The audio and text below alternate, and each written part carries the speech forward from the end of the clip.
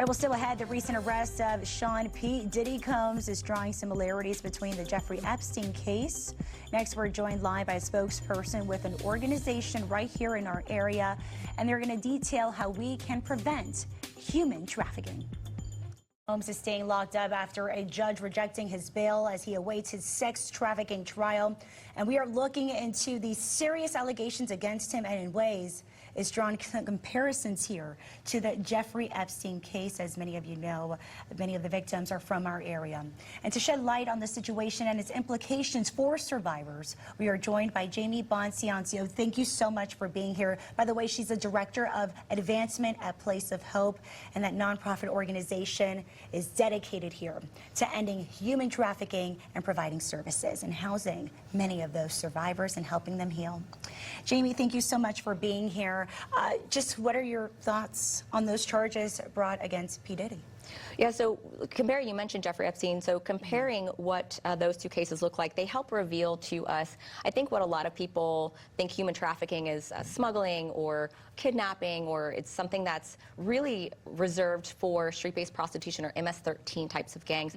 But what both of these cases really show us is just how sophisticated organized crime is, and that it's not, no one is exempt, right? So we're looking at a vulnerable population that has these vulnerabilities, and then someone is willing to exploit them for personal gain, and they have the resources available to do that. So it really kind of gives you a different view on what human trafficking looks like, at least in our area. And I'm so glad you mentioned that too, because CBS 12 News has covered this topic extensively. Sitting down with you, you are highlighting that this can happen to anybody, but we constantly sit down with law enforcement, with organizations, Palm Beach County Victim Services, yes, right? That the people who are in control here can be anyone, and a music mogul, a billionaire like Jeffrey Epstein. Talk about the parallels here. What do you see between both cases? Yeah.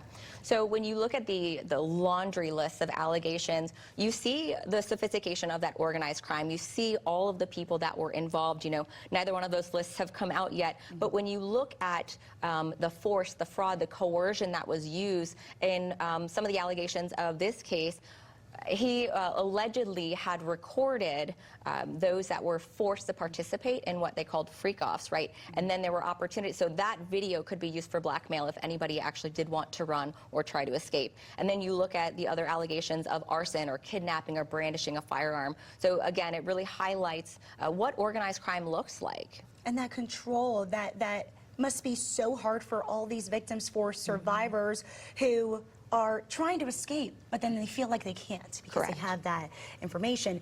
Let's talk about these allegations and the effect of the willingness of the survivors to even come forward.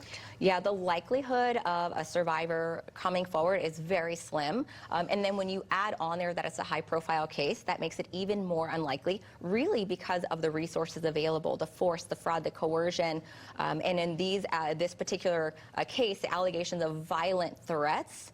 So the likelihood of them coming forward, and then he is so influential and so well known, so someone thinking they're not going to believe me, or hey, I wanted to, of course, be in his presence or have this romantic relationship, but his influence, I'm not going to speak out against him because someone's not going to believe me. They're not going to believe that, or I did this to myself. So a lot of times victims will shame themselves for being in that situation. Talk to us about what we as community members can do to better support the victims and prevent this from happening here. We know it happens here, but what can we do to help, Jamie? So education is fundamentally critical. If we can prevent someone from being groomed, exploited, trafficked, and we have our boys and girls every day in our schools,